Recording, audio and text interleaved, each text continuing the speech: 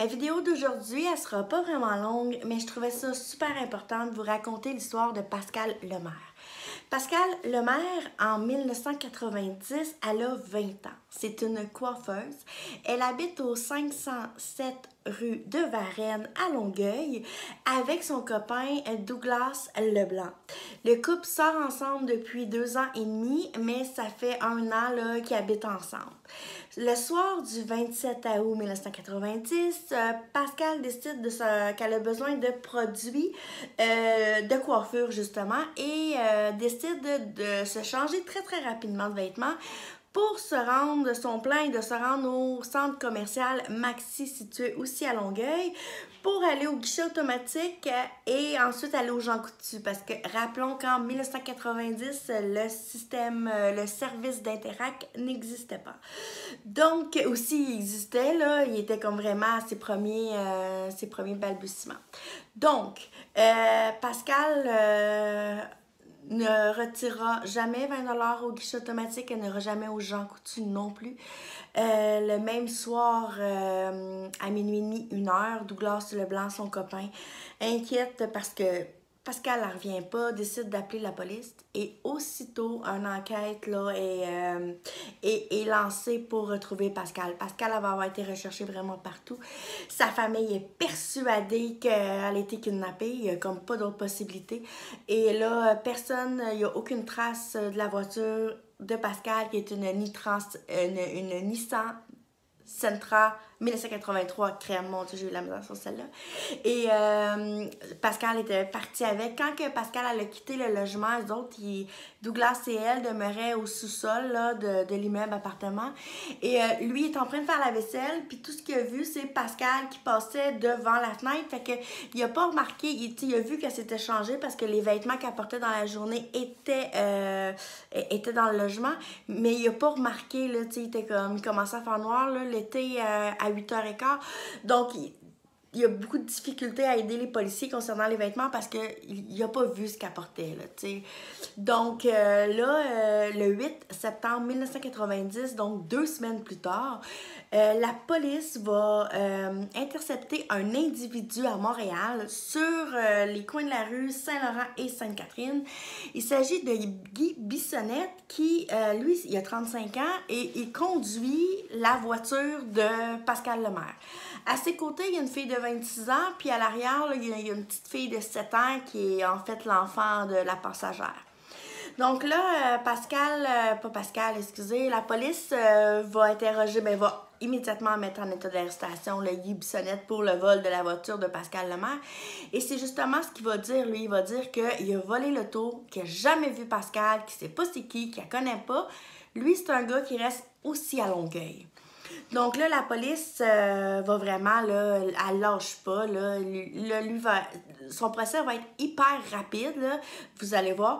Et tout le long qu'il attend son procès, la police, là, lâche pas le morceau, là, est certaine que c'est lui, mais lui, il veut rien dire, puis il s'ostine à dire que lui, il a volé l'auto, puis que, c'est un voleur de char, c'est pas un tueur, t'sais. Et là, en fait, les policiers vont même se rendre au lac Saint-Jean, ils vont même, ils lâchent pas, là, ils cherchent Pascale, est où Pascale? Le 26 octobre 1990, 2 mois après la disparition de Pascale, c'est le procès de Guy Bissonnette. C'est ce que je vous dis, moi je trouve ça vraiment rapide. Aujourd'hui, on passe pas en cours en 2 mois.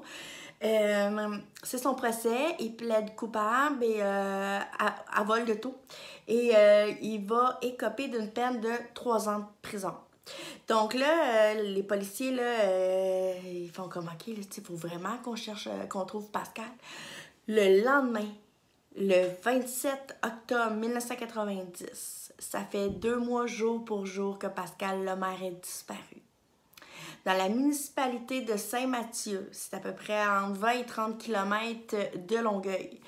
Il y a un rallye automobile d'organiser. Ça, pour ceux qui ne savent pas c'est quoi, c'est comme une espèce de chasse aux indices, au trésor. On prend des photos, on débarque. Tout ça, c'est situé dans un quadrilatère bien précis.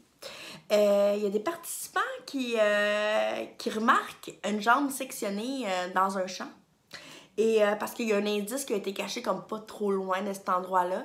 Donc, les participants, ils voient une jambe sectionnée et un petit peu plus loin, là, vraiment là, dans l'herbe haute, il y a un petit marécage et il y a comme, on dirait qu'il y a comme un corps couché sur le dos, tu sais. Mais tout le monde est sûr que c'est une espèce d'attrape des organisateurs du rallye, tu sais, qui trouve ça bien drôle là, de les voir réagir face à cette décoration d'Halloween-là qui a l'air vraiment réelle. Là, puis que, tu sais, fait qu'il n'y a comme pas personne qui s'approche assez pour donner l'impression aux organisateurs qui se sont fait pogner, si vous voulez. Mais c'est clair que les organisateurs du rallye ont dû aller cacher l'indice directement. Donc, ils n'ont pas vu ils ont pas vu la jambe et le corps, tandis que les participants, eux, ne tombent pas directement sur l'indice, ils fouillent un peu partout dans le champ. Donc, c'est ce que moi m'explique que ça n'a pas été vu là, avant que les participants commencent à jouer. Vers 1 heure, il y a un participant qui, lui, se dit ah non, c'est vraiment une vraie jambe sectionnée, là. C'est vraiment des os et de la chair. Et le corps qui est couché sur le dos, c'est un corps en décomposition, là. Il se passe quelque chose ici, là. Donc, c'est lui qui va alerter la police et qui vont faire la macabre découverte d'un corps en état de décomposition avancée.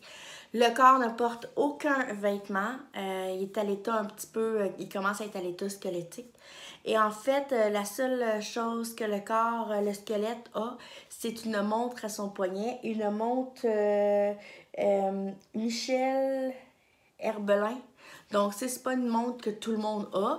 Et là, aussitôt, il y a une espèce de corrélation qui est faite avec la vie de disparition de Pascal Lemaire, parce que même si les vêtements de Pascal n'ont pas été identifiés dans la vie de recherche, sa montre, elle, il a été dit qu'elle avait une montre Michel Herbelin au poignet. Donc là, immédiatement, il y a une autopsie. Et là, ils vont faire... c'est là que ça va être dévoilé publiquement que le corps retrouvé est celui de Pascal Lemaire. Selon l'autopsie, Pascal elle a reçu des balles à la tête. Et ses vêtements n'ont pas été retrouvés. Donc là, c'est sûr qu'aussitôt, Guy Bissonnette, les policiers ne le lâchent pas. Là, sont vraiment là, ils veulent des aveux. Finalement, Guy Bissonnette va avouer avoir tué Pascal Lemaire, mais il va dire « Je suis pas un tueur, je suis un voleur de char.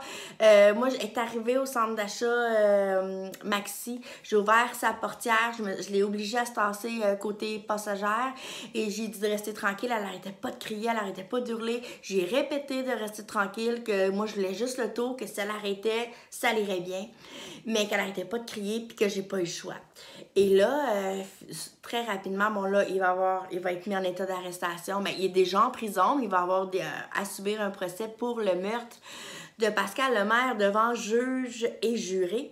Et là, l'avocat de la défense, son avocat à lui va dire que les aveux ont été obtenus par la force, que les policiers l'entrevue, l'interrogatoire a été comme vraiment trop long, qu'ils ont donné des coups de pied, en tout cas, qu'ils l'ont vraiment mal mené et que c'est parce qu'il a eu peur qu'il a dit ça, puis que, tu sais, lui, il a juste volé l'auto et qu'il répète qu'il a volé l'auto. Fait que ses aveux, dans le fond, c'était des aveux qui étaient pas vrais parce qu'il avait peur. Et là, l'avocat va même dire, tu sais, il faut vraiment être imbécile dans la vie pour voler un char, pour tuer quelqu'un, voler son char puis se promener avec, tu sais, c'est sûr là, que il l'a pas tué, il a vraiment juste volé un auto, là. Donc, là, le procès, il y a comme deux versions, parce que moi, je me fie beaucoup, je consulte aussi les recherches d'un historien amateur qui s'appelle Éric Veillette, et lui, dans un document qu'il a publié, ça disait que Guy Bissonnette, finalement, ne paiera jamais pour le crime de Pascal Lemaire, ce qui sous-entendrait qu'il a été soit acquitté ou que le procès, là, il s'est passé quelque chose. Mais moi, j'ai trouvé aussi dans les journaux de l'époque que non, au mois de mai, il y a eu une conclusion au procès. Le procès a duré là, en mai 1992. Il y a eu un verdict. Guy Bissonnette a écopé de 25 ans de prison pour le meurtre de Pascal Lemaire. Et il va être éligible, ben, il a été éligible à une libération, une demande de libération conditionnelle après 15 ans. Donc, selon mes calculs, Guy Bissonnette a pu demander une libération conditionnelle en 2007, ou sinon, ben, il y a eu une libération totale si jamais là, il y a eu une bonne conduite en prison puis il n'a pas commis un crime pendant qu'il était emprisonné. Ben, il est en liberté depuis 2017. Donc, puis si, moi j'avais calculé qu'il avait comme 63 ans. Donc, moi ça me fait un peu de la peine, là. Ça me fait de la peine de penser à quel point que la justice est clémente au Québec, là. Tu sais, cette fille-là, là, elle avait 20 ans, là. Elle avait la vie devant elle, là. Elle est morte pour son auto, là. Ou c'est même pas pour un vol, parce que, tu sais, elle s'en allait au guichet, là. Elle a même pas eu le temps d'y aller, là. Donc, sinon, c'est peut-être un crime sexuel aussi, mais parce que là, le corps est en état de décomposition, donc ça a été difficile de faire ces examens-là. Mais je peux pas. Moi, là, ça me fait tellement de peine de penser que. Puis c'est pas juste la peine, là. Moi, ça me fâche de penser qu'il y a des gens qui tuent des femmes, des enfants, puis même d'autres hommes, là. Puis il y a même des femmes qui tuent des hommes, là, je sais pas. Puis qu'ensuite, ils ont le droit à une deuxième chance. Puis moi, je crois vraiment en la réhabilitation. Je crois vraiment que les gens peuvent changer. Mais quand on tue quelqu'un, est-ce qu'on devrait avoir même la chance de prouver qu'on a changé? Parce que la personne qui est morte, elle n'a pas de deuxième chance, puis sa famille non plus, là. Donc, c'était l'histoire de Pascal Lemaire. Moi, habituellement, je préfère vous raconter des histoires de meurtres non résolus ou des disparitions parce que dans ces histoires-là, il y a une chance de faire avancer les choses. Puis puisqu'on parle des victimes, puis moi, on les oublie, je pense que les histoires de meurtres résolus, on doit les laisser, ben, je pense aussi qu'ils doivent être racontés, honnêtement, mais j'ai un peu plus de misère parce que je sais que ça peut faire la peine à certaines familles qui n'ont pas envie d'en entendre parler.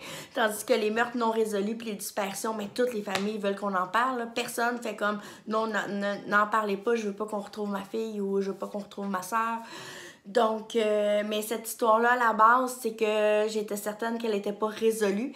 Et c'est juste avant de faire mon vidéo que j'ai trouvé l'article dans la presse qui date du 22 mai 1992. Donc, toutes mes recherches étaient faites, puis j'étais pas capable de faire comme juste ça, Pascal, je parlerai pas de toi parce que ton meurtre a été résolu parce qu'il y a quand même une injustice derrière tout ça, là.